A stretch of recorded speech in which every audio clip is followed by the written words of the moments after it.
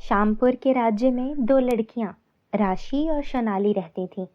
इन दोनों में बहुत अच्छी दोस्ती थी। राशि एक अच्छी समझदार लड़की थी। वो हमेशा दूसरों की मदद किया करती, जबकि सोनाली एक लालची लड़की थी। वो हर वक्त बस रातों रात अमीर होने के सपने देखा करती थी। एक दिन वो दोनों मार्केट जा रही होती हैं कि थक कर रास्ते में एक पेड़ के नीचे बैठ जाती हैं।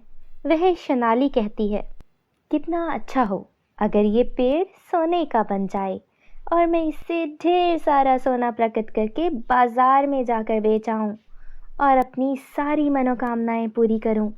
मुझे कोई काम ना करना पड़े, बस नौकरों को आर्डर दिया करूं और पलक झपकने में काम हो जाए। अरे सोनाली, कैसी बातें करती हो। ठीक है, सपना देखना अच्छी बात है, पर ऐसे सपने देखना जो पूरे ना हो सकते हों। देखने का कोई फायदा नहीं।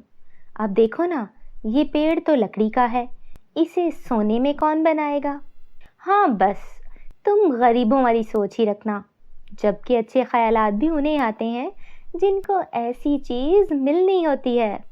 अच्छा ठीक है, ऊपर वाले की कृपा से तुम्हें सोने का पेड़ मिल जाए। आप खुश? और उठो, अब चलते हैं, काफ़ी समय से बैठकर सुस्ता लिया है, कहीं राज चाचा दुकान बंद न कर जाएं। इतना कहकर वो दोनों बाजार की ओर चल देती हैं और राज चाचा की दुकान से सामान खरीद लेती हैं। सोनाली अपना सामान भी राशि को पकड़ा देती है। अरे राशि, ये मेरा सामान तो पकड़ना, मुझसे उठाया नहीं जा रहा। मैं घर पहुंचकर तुमसे ले लूँगी। सच में हाथ बहुत दुख रहा है, वरना मैं कभी तुम्हें निराश ना करती। ठीक है सोनाली, तुम चिंता मत करो, मैं तुम्हारा सामान भी पकड़ लेती हूँ। आखिर को दोस्त ही दोस्त के काम आता है। इतना कहकर राशि सोनाली के सामान वाले थैले उठा लेती है और वह घर की ओर चल देती हैं। वहीं उनको एक बूढ़ी औरत मिलती है जो बहुत कमज़ोर हो चुकी थी। वो बूढ़ी औरत उनसे कहती है, मैं बहुत दिनों से खाना ना खाने के कारण बीमार हो गई हूँ। कृपा करो, मुझे कुछ भोजन खाने को दे दो, ऊपर वाला तुम्हारा भला करेगा। बूढ़ी औरत की बात सुनकर सोनाली को बहुत गुस्सा आता है। वो उससे कहती है, हम तुम्हें खाने को भोजन कहाँ से दें? ये बस हमारे खाने ही के लिए है। अगर तुझे दे दिया तो खुद हम भूखी रह जाएंगी। चल चल किसी और से मांग ले, फजूल में इतना समय बर्बाद कर दिया। सोनाली, ऐसे मत कहो, वो बूढ़ी अम्मा है। हमें बड़ों की इज्जत करनी चाहिए और अपने भोजन में से दूसरों को भी देना चाहिए, इससे भोजन बढ़ता है। तुम मुझे भाषण मत दो, मैं सब समझती हूँ इनकी चालाकियाँ। चलो, अब मैं और नहीं खड़ा रह सकती, मेरी टांगें दुख रही हैं। ठीक है सोनाली, तुम्हें जाना है तो जाओ, मैं बूढ़ी अम्मा को भोजन खिलाकर आ जाऊंगी। राशि की बात सुनकर सोनाली सोचती है, अगर मैं अकेली घर चली जाऊंगी तो मुझे अपना सामान खुद उठाना पड़ेगा, इसलिए इस राशि की बच्ची का इंतज़ार कर लेती हूँ जिसके सर पर मदद करने का भूत सवार है। इतना सोचकर सोनाली बोली, नहीं नहीं राशि, मैं भी तुम्हारे साथ ही घर जाऊंगी, वरना तुम्हारी माँ निराश होगी। ठीक है सोनाली, बहुत बहुत धन्यवाद। वह राशि बूढ़ी औरत को भोजन खाने को देती है। जब वो खा लेती है तो वो घर की ओर चल देती हैं। वह रास्ते में उनको एक बिल्ली नज़र आती है जो घायल थी। उसे देखकर राशि कहती है, ओहो, ये तो बहुत घायल है, इसे तो बैंडेज करनी चाहिए। सोनाली, तुम ये सारा सामान पकड़ो, मैं इसे पट्टी करती हूँ। सोनाली मुंह बनाकर सारा सामान पकड़ लेती है। वह राशि एक पेड़ से पत्ते तोड़कर उनको पीसती है और उनकी दवाई बनाकर उनको बांध देती है। यार राशि, क्या तुम कभी जानवरों की और कभी इंसानों की मदद करने बैठ जाती हो? अगर ऐसे ही चलता रहा तो हम रात तक घर नहीं पहुंच पाएंगे। बस सोनाली, हो गया, अब चलो घर चलते हैं, तुम गुस्सा ना करो। हाँ, मैं गुस्सा ना करूं, तुम तो इधर ही अनाथ आश्रम खोलकर बैठ जाओ। वही वो दोनों चुपचाप घर की ओर चल देती हैं। तभी उनको बहुत तेज़ रोशनी नज़र आती है। राशि, वो देखो, कितनी रोशनी निकल रही है, चलो चल कर देखते हैं ये कहाँ से आ रही है। आखिर को इतनी रोशनी का राज क्या है। चलो चलते हैं, पर अगर इधर भी किसी को मदद की ज़रूरत हुई तो तुम मुझे उसकी मदद करने से मना नहीं करोगी और ना ही गुस्सा करोगी। हाँ हाँ ठीक है चलो। वो दोनों रोशनी की ओर जाती हैं तो उसके एंड में एक बहुत सुंदर परी खड़ी होती है और ये सारी रोशनी उसके ड्रेस से निकल रही होती है।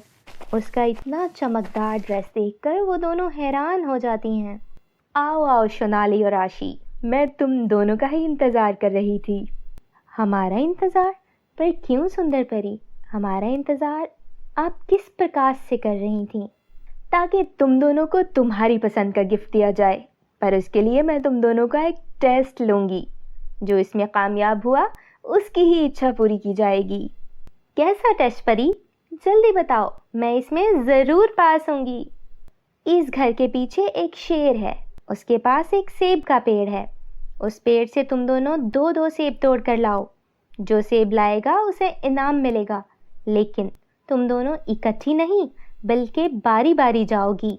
वह राशि सेब तोड़ने जाती है तो शेर को देखकर डर जाती है, फिर हिम्मत करके कहती है, शेर राजा मुझे 2 सेब दे दो, मैंने सुंदर परी से इनाम लेना है और गरीबों की मदद करनी है, प्लीज़ मुझे कुछ मत कहना। वह राशि आगे बढ़कर सेब तोड़ लेती है और लेकर सुंदर परी को दे देती है। वह सोनाली की बारी आती है, वो भी खुशी खुशी जाती है। ओए शेर, मुझे कुछ मत कहना और सेब तोड़ने देना। इतने सेब लगे हैं, अगर मैं 2 तोड़ लूँगी तो तुम्हारे पास कमी तो नहीं होगी। शेर सोनाली की बात सुनकर गुस्से में आ जाता है और ज़ोर से दहाड़ता है। वह सोनाली डरकर वैसे ही भाग जाती है। वह परी उसे कहती है, तुम एक मगरूर लड़की हो जो बस अपना ही फ़ायदा सोचती है, इसलिए तुम्हें सेब न मिले। अब तुम जा सकती हो। सोनाली परी की बात सुनकर रोने लगती है, पर परी को उस पर गुस्सा था जो उसने बूढ़ी अम्मा की भी मदद करने पर राशि को बातें सुनाई और बिल्ली की मदद करने पर भी नाक मुंह चढ़ाया था। राशि, तुम क्या चाहती हो? बताओ, तुम्हारी इच्छा पूरी की जाएगी। मुझे बचपन ही से सोने का लॉकेट पहनने का बहुत शौक था, पर मेरे पिताजी की कमाई कम होने के कारण माँ ने लाकर नहीं दिया। क्या आप मुझे सुंदर सा लॉकेट गिफ्ट कर सकती हो? हाँ राशि, तुम्हें लॉकेट गिफ्ट कर सकती हूँ, पर एक लॉकेट नहीं बल्कि तुम पर लॉकेटों की बारिश कर दूंगी। तुमने अपने मन की खूबसूरती के कारण मेरा दिल जीत लिया है, चलो मेरे साथ। इतना कहकर परी राशि को साथ लेकर दूसरी तरफ जाती है और वहाँ लगे सोने के पेड़ के पास जाकर रुक जाती है। राशि, ये एक सोने का जादुई पेड़ है जिस पर बस सोना ही लगता है। तुम इस सोने के जादुई पेड़ से जो भी सोने की चीज़ मांगोगी वो तुम्हें देगा। वह वो सोने का हार हो या गहने, सब तुम्हें मिलेगा। बहुत बहुत धन्यवाद सुंदर परी, पर मैं इतना सोना क्या करूँगी, इसलिए मेरी दोस्त सोनाली को भी इसमें से आधा दे दो। तुम बहुत अच्छी हो राशि, जो लालच नहीं करती और अपने साथ दूसरों का भी ख्याल रखती हो। तुम्हारी दोस्त एक लालची लड़की है। ये सोने का पेड़ उसे तब तक नहीं दिया जाएगा जब तक वो अपने मन से लालच ख़त्म नहीं कर देती। इतने में सोनाली भी वहाँ आ जाती है और रोते हुए कहती है, मुझे माफ़ कर दो परी, मैं सच में लालची लड़की नहीं हूँ, बल्कि गरीबी ने मुझे लालच करने पर मजबूर कर दिया। पर मैं आपसे कभी लालच नहीं करूँगी और जितना हो सका दूसरों की मदद करूँगी। ठीक है, ये लो, ये तुम्हारा जादुई चांदी का पेड़। अब से तुम जो भी चांदी की चीज़ लेना चाहो इस पेड़ से ले लेना, ये कभी ख़त्म नहीं होगा। बहुत बहुत धन्यवाद प्यारी परी, मैं इससे गरीब सदस्यों की मदद करूँगी। वह सोनाली और राशि अपनी दुकान खोल लेती हैं और सोने चांदी के हार लेकर बेचा करती हैं और वह लोगों की मदद करने लगती हैं। अब सोनाली अच्छी लड़की बन चुकी थी जिसके मन से लालच ख़त्म हो गया था।